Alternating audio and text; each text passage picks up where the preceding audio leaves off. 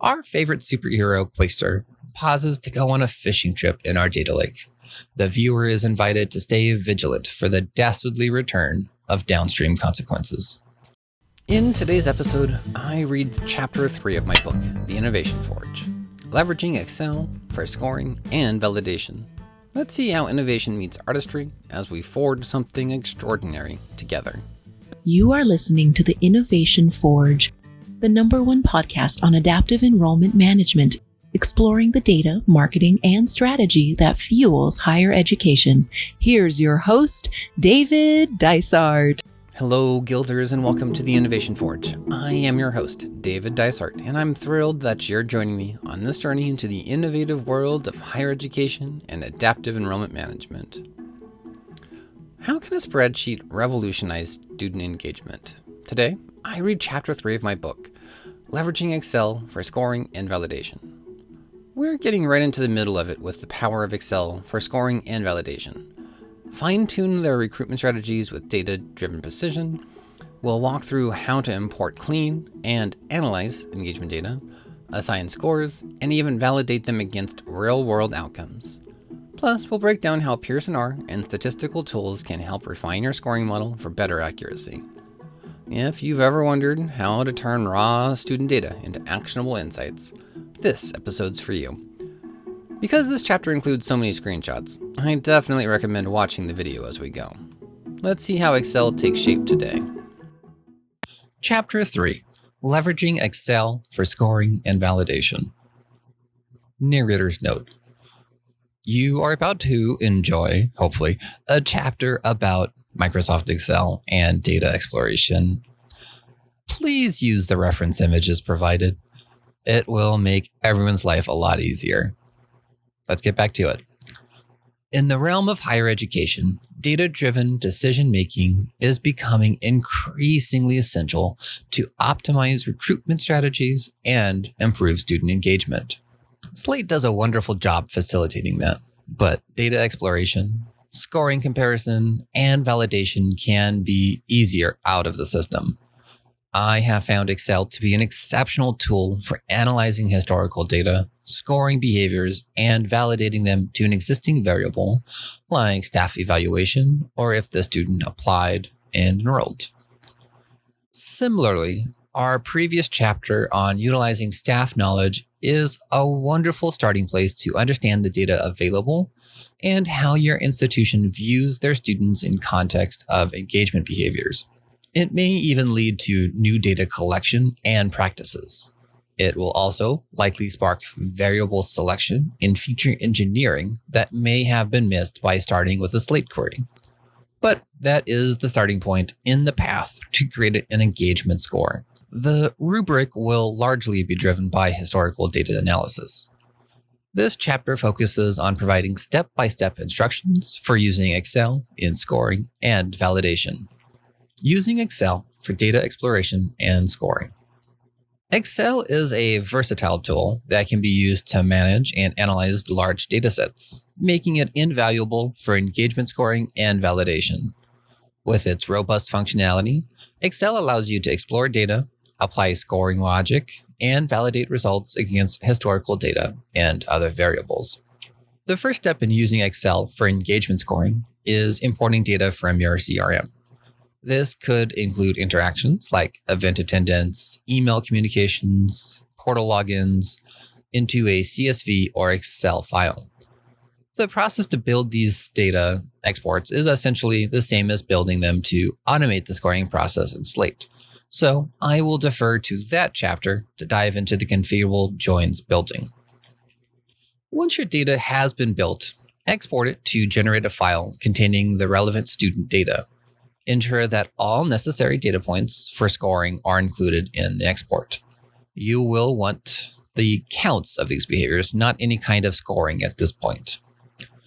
At this point, though, you can use this file to build your analysis document or move data into that file. As part of my 6-part workshop series, I created an Excel document that can be used and adapted for your project. Slate recently released a live sync feature to quickly update the records in your file with current Slate data.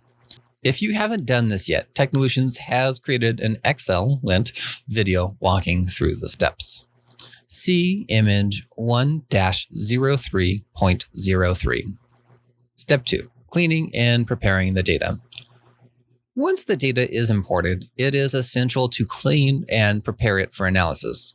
This step includes removing duplicates, handling missing values, if not accounted for in the Slate exports, and formatting columns for consistency. Step 3. Assigning point values. Next, assign point values to each behavior based on its importance in indicating student engagement. This step involves creating formulas to calculate engagement scores for each student. Create a scoring matrix. In a separate tab, create a scoring matrix that lists each behavior and its corresponding point value. This matrix serves as a reference for the formulas calculating the score. See image 1-03.04. This tab is the control hub to build the new engagement score.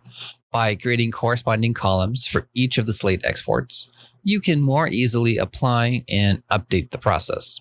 An include cell allows you to include and remove behaviors as you build the score and assign subscore categories. 2. Additional cells to assign the number of points and the maximum allowed points per behavior. 3. An additional tab will apply the points and create the engagement score for each historical record. But this tab will leverage records to describe the observed dataset, like the maximum number of points and the actual highest score achieved by your historical records. Use formulas to calculate scores. Use Excel formulas to calculate engagement scores based on the behaviors and point values. Equals if error, open parentheses, if, open parentheses, open parentheses, raw data, exclamation mark, T2, multiplied by reference, exclamation mark, T6 is greater than or equal to reference, exclamation mark, T8, comma, reference, exclamation mark, T8, comma, open parentheses, raw data, exclamation mark, T2, multiplied by reference, T6, close parentheses, comma, 0, close parentheses. This formula does several things. If the formula produces an error instead of breaking, and of course downstream consequences showing up, Excel will return a 0. While building, replace the 0 with another value so you can catch and adjust the errors. If the number of behaviors exceeds the prescribed maximum allotted points in the scoring rubric, then only grant the maximum allotted points. And lastly, provided neither of those issues happen, multiply the number of behaviors a student performed by the scoring rubric's points per behavior. Step 4. Engagement scores. See image 1-03.05. Once scores are calculated for individual behaviors, aggregate them into a total engagement score for each student. This step involves summing the scores across all behaviors. After each behavior is scored, create an engagement score by summing each of those behaviors. Equals round, open parentheses, sum ifs, open parentheses, B6 to DO6, comma, B2 to DO2, comma, include, close parentheses, plus sum ifs, open parentheses, B6 to DO6, comma, B2 to DO2, comma, bonus, close parentheses, comma, 0, close parentheses. This formula does several things. At this point, I'm interested in rounding to 2 whole numbers.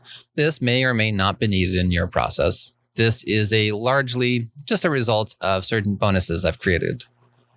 Sum all scored behaviors from my dataset if I marked them to include in my scoring rubric tab, and sum all bonuses that I've included in my dataset. We will discuss this in a later chapter. Step 5. Validating and refining scores. Validation is a critical step in ensuring the accuracy and reliability of engagement scores. This process involves comparing scores to historical data and refining the scoring model as needed. Use Excel to compare engagement scores to historical data points like staff evaluation or application or enrollment behaviors. This comparison helps assess the effectiveness of the scoring model. Based on the validation results, refine the point values and formula used in the scoring model. Adjust point values to better reflect the importance of each behavior. See image 1-03.06. This entire Excel document is essentially built so we can evaluate this tab. The scoring process is automated, so as points per behavior changes or different behavior data is used, Excel shows how it affects the behaviors, relationships, and score. This dissects each behavior to the possible value, where that round formula comes in handy. It then maps empirical observations in your historical dataset of what the average validation values are for each. For example, students whose new automated engagement score is a 5 have, on average, a 4.7 staff demonstrated interest review form evaluation, 1.2 interest in the interview, and apply 100% of the time. This helps to visualize trends in the data and where correlations are stronger and where they start to break down. More importantly, you need to know how correlated the new engagement score is with your validation variables. This is where the ease of Excel starts to differentiate itself from doing this data exploration in Slate. Everything to this point would have been time-consuming to build in Slate, and probably lengthy to generate in a report every time you updated the scoring rubric. Not to mention taking up a lot of visual real estate. But it is reasonable and doable.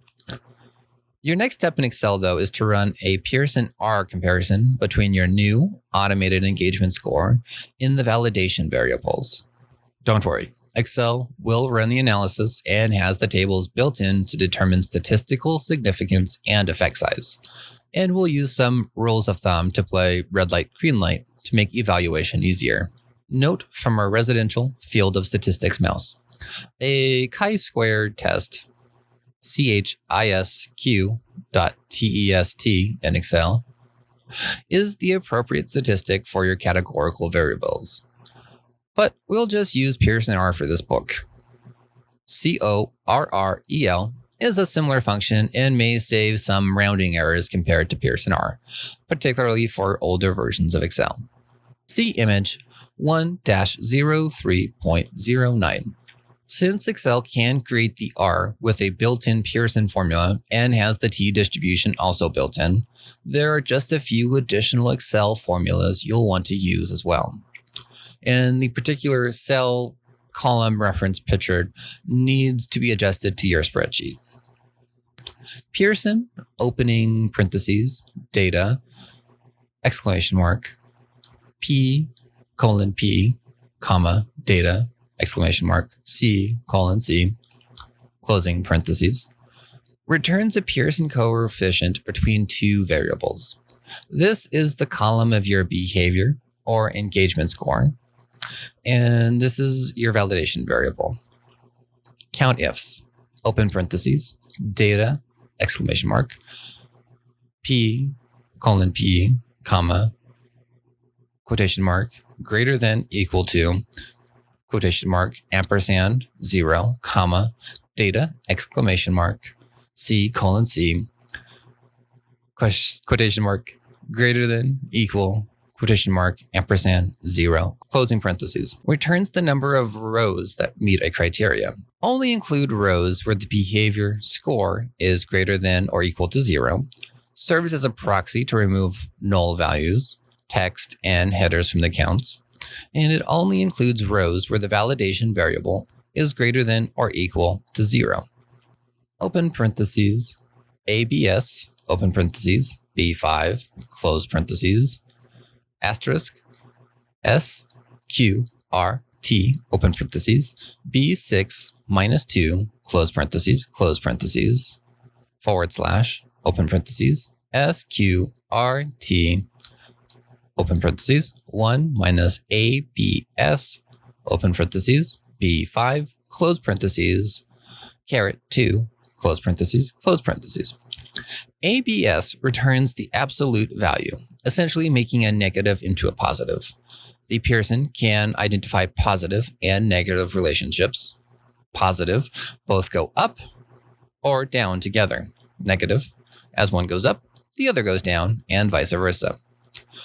At this point, we are just determining the strength, not the direction of the relationship. So converting a negative 0.5 into a 0.5 is easier to evaluate. This references the Pearson R. We need to multiply the Pearson R by the square root of the pairs, number of records with a score or behavior, and the validation variable minus the degrees of freedom. The absolute value of Pearson R is squared. That value is subtracted from 1 and is used to divide into our above value. This is our t-test to determine if the Pearson R is significantly different from 0 based on our data. TDIST, open parentheses, B7, comma, open parentheses, B6, minus 2, close parentheses, comma, 2, close parentheses. A t-distribution looks very similar to a normal distribution, bell curve, but the former has fatter tails. Excel already has this in its system to compare to return a p-value. This is a t-value from the above formula, the number of rows minus our degrees of freedom, using a two-tailed test, which is more conservative and a logical default in most cases. Using a one-tailed test would require knowing the relationship between the variables. A reasonable assumption given an engagement score should be positively correlated with things like applying, enrolling, and staff evaluations. If B8, if open parentheses, B8 less than 0.05, comma, quotation mark, yes, quotation mark, comma, quotation mark, no, quotation mark, close parentheses. Makes a logical evaluation if a scenario is true and return program values based on the result. Scenario. Is the p-value less than 0.05? A common rule of thumb for statistical significance. If true, return yes. If not true, return no. If open parentheses, ABS, open parentheses, B5, close parentheses, greater than equal to 0.75, comma, quotation mark, very strong, close quotation mark, comma, if, and then we continue this, replacing 0.75 with 0.5, 0.3, and 0.1, assigning strong, moderate, and weak. And then if none are true, quotation mark, NOT, quotation mark, for closing parentheses. Makes a logical evaluation of if a scenario is true and return program values based on the results. If the absolute value, change negatives into positives, of the Pearson R is greater than or equal to 0.75, our rule of thumb. If true, then return very strong. If not true, calculate another if statement. If not true, return not. For statistical significance, I tend to use 0.05. Other popular cutoffs are 0.01 and 0.001. This is not a perfect evaluation of your relationship between the behaviors, score, and the validation variable. The number of students in the historical data you're using will affect whether or not you get a yes or no. This is why it's important to also assess how strong the relationship is. Another rule of thumb uses the Pearson R value.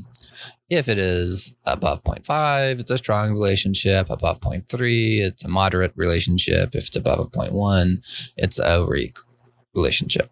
Pearson R's will range from -1 to +1. So a 0.65 and a -0.65 are both strong relationships. The 0.65 indicates that as the new score goes up, so will the validation variable being used to test the new score.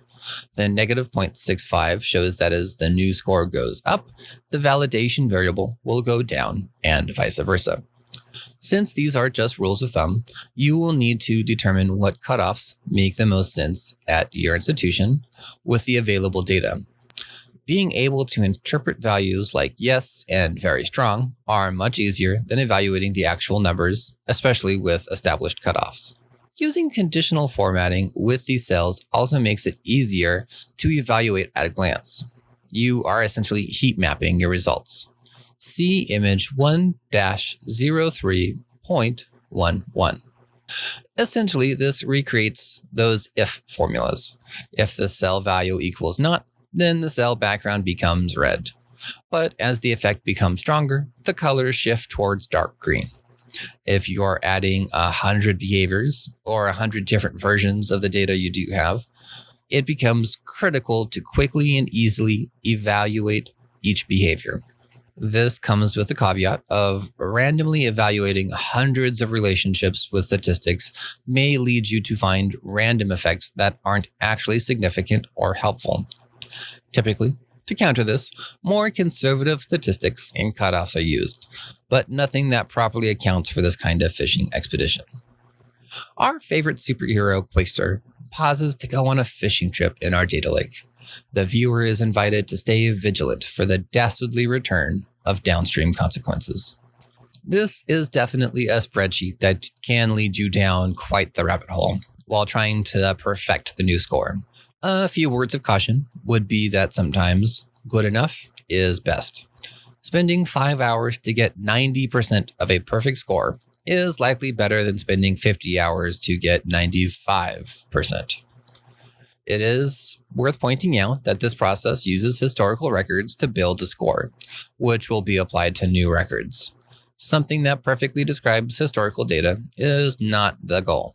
In fact, something that rigid and detailed may overfit and have trouble accurately describing new records. Pilot the score and adjust on the fly as new data comes in. Experience with how the score is working in the wild and developing ways to improve will be more beneficial than endlessly tinkering with it in pre-production.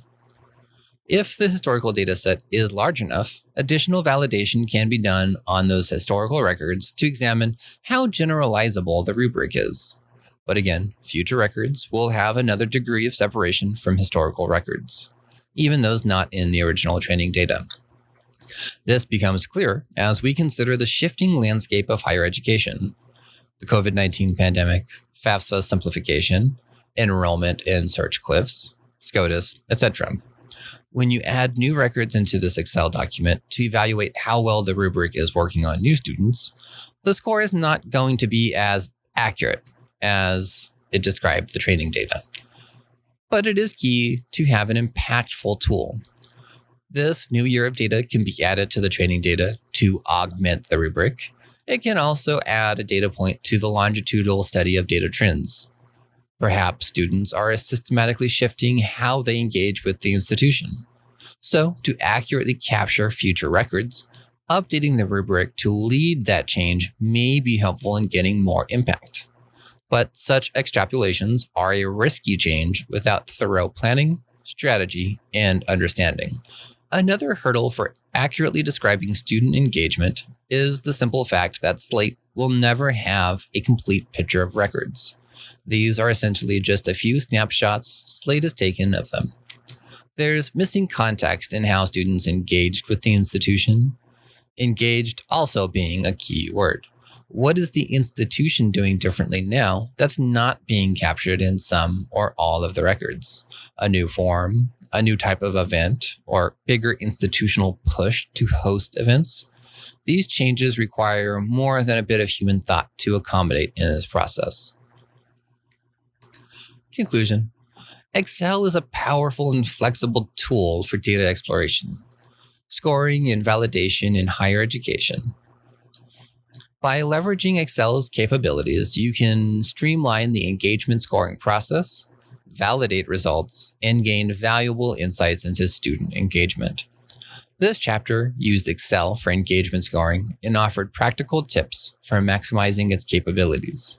By adopting these strategies, you can enhance your institution's recruitment efforts and drive success across the student lifecycle. The following chapters will continue building an engagement score before exploring the role of predictive modeling in higher education, as well as providing practical guidance for leveraging these tools to achieve institutional goals. This is the Blueprint Breakdowns, your quick reference guide after a chapter.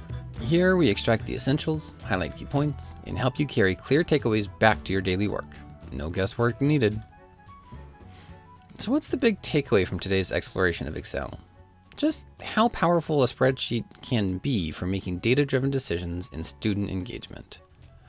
First, we explored how to import and clean student data, ensuring that it's ready for analysis. Then we built a scoring matrix, assigning point values to different engagement behaviors. Think event attendance, emails, and portal logins. Once the scores are calculated, we validated them against historical data using Excel's built-in statistical analysis like Pearson R to measure accuracy and refine the model. The key takeaway? Excel isn't just about number crunching. It's a dynamic tool that can help institutions fine-tune recruitment strategies and predict student behaviors with confidence. As new data rolls in, continuous adjustments will make your engagement scoring system even stronger. So, whether you're a data pro or just getting started, Excel might just be your secret weapon that your institution needs to turn raw student interactions into actionable insights. If you enjoyed today's episode, please grow the guild by rating and reviewing the Innovation Forge podcast or book, or sharing it with a colleague who needs to hear about these creative crossovers in education. The best review or comment every month will get an ebook copy of the Innovation Forge. Particularly great ones will also be featured on future episodes. Thanks so much for joining me on the workshop today. Remember to strike true and let's forge something extraordinary together.